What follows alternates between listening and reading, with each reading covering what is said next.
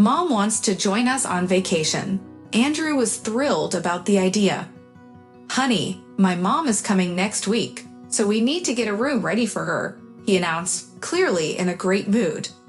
Sweetheart, you remember we're going on vacation soon, right? Kamala can visit another time. Mila didn't expect her mother-in-law to show up anytime soon. I remember everything perfectly, Mila. Mom wants to come with us on vacation. Andrew's excitement was palpable. What's the big deal? Mila was far from sharing her husband's enthusiasm. She misses us a lot, so I thought it would be nice to take her along. Oh no, darling, it's either her or me on this trip. Mila stood her ground.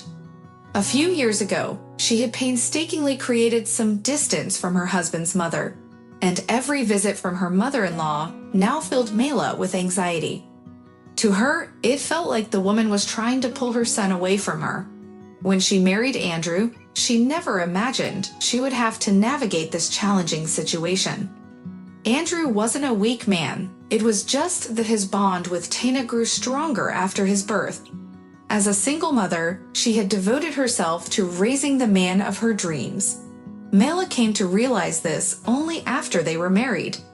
Mila and Andrew had met nearly 10 years ago at a friend's birthday party, and their story was anything but a romantic fairy tale. Initially, she didn't notice the quiet, somewhat reserved guy among the crowd. "Let me walk you home," he offered after the lively party. "Sure, walk me home," Mila replied. She wasn't in the mood for mundane conversations about the weather and other trivial topics that night. However, she preferred Andrew's company over walking alone through the dark streets, making his offer quite appealing. "Can I have your number?" he asked as they reached Mila's entrance. "Nope," she said with a playful smile, shutting the door right in front of him. The next morning, she barely thought about him. But a few days later, she encountered him again near her building. "I missed you," he said, looking a bit shy. Blocking Andrew's number on her phone was much easier than telling him to stop waiting for her outside her home. So she decided to give him the digits he longed for. To her surprise, Andrew proved to be a captivating conversationalist. Initially, they would talk a couple of times a week, but 6 months later, Mila found herself eagerly anticipating each message from him. A year later, she radiated joy in a stunning snow-white dress. Her husband promised to carry her in his arms for the rest of his days, and he certainly kept that promise throughout their marriage. Everything seemed perfect until one issue arose. "I'd like us to live together after the wedding," Andrew suggested shortly before the big day. "But you're living with your mom now. It'd be more comfortable for me to rent a place." "Look, this is just temporary.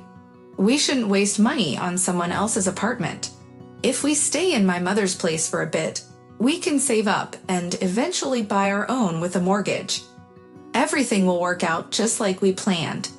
At first glance, it made sense for the young couple. So what if Tina lived in the next room? Initially, Mila perceived her mother-in-law as a kind and wise woman, but that was only her first impression. "Mila, you're cutting the potatoes all wrong. Andrew prefers them in strips," Tina insisted, eager to impart her wisdom on her daughter-in-law about managing life with her son. "Oh, what would I do without you, Mom?" Mila replied, dripping with sarcasm. Right after the wedding, the newlyweds dove headfirst into tackling everyday challenges. They decided to postpone their vacation, naturally at Tina's suggestion. "Now isn't the time to relax. We need to get our lives in order first, then we can go on vacation," she advised in a matter-of-fact tone.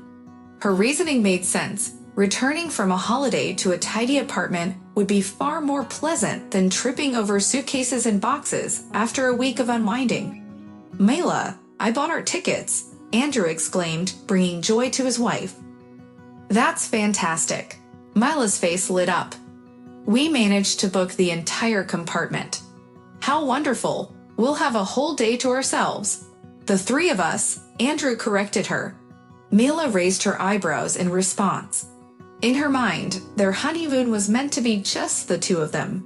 but it seemed Tina had other plans entirely. "Mila, please don't be upset. Mom has always dreamed of going to the sea." "Andrew, don't you think you should have asked me before buying her a ticket?" "I didn't think you'd mind. Don't worry, she won't be a bother." Andrew was right. Tina didn't create any real issues for the couple, except for her constant presence. She even stayed in the room next door, which made Mila feel like she was right at home during their vacation. "Mila, wear another dress. Andrew likes women to dress more modestly," Tina kindly offered her advice. It was interesting to note that Andrew never mentioned his preferences to Mila. He only showered her with compliments and admiring looks. "Andrew, it seems there's a bit too much of your mother in our family." "Don't worry about it, darling. She just needs time to adjust to having you in my life," Andrew replied calmly. He was always sensitive to his mother's feelings, even when she crossed the line. Years ago, when his father left Tina alone with a baby, she didn't rush to remarry despite receiving offers, nor did she leave little Andrew with her parents. Instead, she devoted her life to raising her son, and for that, Andrew was willing to overlook her shortcomings. As Andrew and Mila faced their first challenges and misunderstandings as a couple, Tina naturally stepped in. More than once, she had sat them down to explain why each of them was at fault. "Andrew, don't you realize that your mother shouldn't interfere in our relationship? Just ignore her. She's trying to help." Tina genuinely meant no harm. She was simply trying to create the perfect family she never had, imposing her own rules and views on life. But Mila wasn't ready to accept that. "Choose. Either we move away from your mother, or we get a divorce." Mila delivered her ultimatum to Andrew. After countless arguments and negotiations, Andrew finally agreed to move out from his mother's place. From that moment on, Mila became the enemy in Tina's eyes. The transition was hard for Tina. She initially visited them almost every evening until Mila's patience wore thin. "Mom, it feels like you're a little too present in our lives. We hardly have time to miss you." After that, Tina stopped coming by altogether. Eventually, she sold her apartment and moved to the village to live with a friend, buying a plot of land in a spacious house. Over the next few years, she visited her son only twice, and both visits ended in major arguments with her daughter-in-law, leaving a lasting resentment toward Andrew. Mila understood why Andrew was eager for his mother to join them on vacation. He worried about leaving her alone. "We're going on this vacation together. That's final," Andrew asserted. I know I compromised when we bought this apartment. Now it's your turn." Andrew was right. He had already made sacrifices for Mila. Now it was her turn to accept Tina's presence for a couple of weeks. Their argument was interrupted by the doorbell. "Andrew, I can't open the door. Can you help me?" Michael, their neighbor from down the hall, stood at the threshold. Mila felt a wave of relief seeing him. With his arrival, she finally had a plan and a couple of weeks to set it in motion. "Tina, it's so wonderful to see you." Mila greeted her mother-in-law with a warm smile as she stepped into the house. "Hello, Mila," Tina replied, a bit taken aback. She was accustomed to her daughter-in-law's constant dissatisfaction, and such a warm welcome caught her off guard. Dinner unfolded in a cozy, inviting atmosphere, with Mila glowing like a polished samovar. When the doorbell rang, she sprang up eagerly to answer it. "Michael, come on into the kitchen," she called from the hallway. A handsome, well-groomed man entered the kitchen, slightly startled upon seeing Tina. "Mila, I didn't realize you had company." "It's fine. You arrived just in time. This is Andrew's mother," she introduced them. "Just call me Tina," she said, extending her hand to Michael with a shy smile. "Oh, I didn't mean to intrude. My door lock was acting up." "Dinner first, then we'll sort everything else out," Mila interjected. She already knew why Michael had come to their apartment. Earlier that day, she had put matches in the lock of his door, ensuring he would ask for their help in the evening. It was a little underhanded, but what could she do? Andrew would take care of it. Mom came to visit, and we're busy in the meantime. It's a shame she'll be alone all day. I can keep her company. There's an amazing production at the theater right now. That would be fantastic if you invited Mom, Mila beamed. Dinner went perfectly, concluding with Andrew and Michael arming themselves with tools to fix the broken lock. The following day, Mila found herself trying to persuade her mother-in-law to go to the theater. I'm not going anywhere, Tina insisted. Don't be stubborn, Mom. It'll be great. Going to the theater is far better than sitting at home in front of the TV.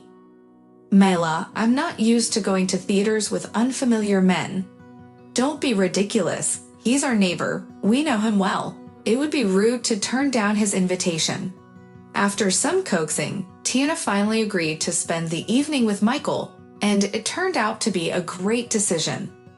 Andrew, we won't be able to go shopping tomorrow evening like we planned.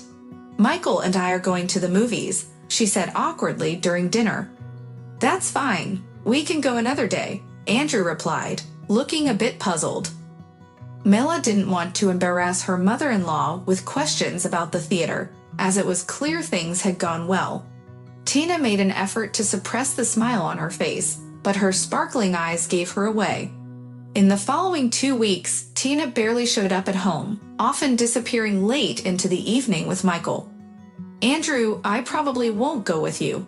I'll stay here and look after the apartment. She cautiously broached the topic a few days before their trip. Mom, don't worry. Nothing will happen here, Andrew began, but he quickly felt Mila's step on his foot under the table. It would be wonderful if someone looked after our apartment, she chimed in, backing her mother-in-law's suggestion. Tina beamed with happiness in response, while Andrew stared at his plate in confusion. You don't think this is going to work out, do you? He asked Mila later. It's already happening. How can you not see it? She replied, surprised. Andrew and Mila's vacation went more smoothly than ever. Mila was pleased with her plan, and for the first time in a long while, Andrew didn't worry about leaving his mother alone. You're back already, Tina, glowing and cheerful, greeted them at home. We had a 2-week vacation, Andrew replied, still bewildered. Time flies when you're having fun, Mila said with a smile. You'll stay with us a little longer, right? No, Malachka, it's time for me to go home, Tina said, suddenly shy. Mila hadn't anticipated such a response, but she didn't press her mother-in-law. After all, she and Michael were adults. They could figure things out on their own. During dinner, the atmosphere was warm and inviting once again. Tina had prepared a feast for their farewell, joking and laughing like never before. Her cheerful chatter was interrupted by the doorbell.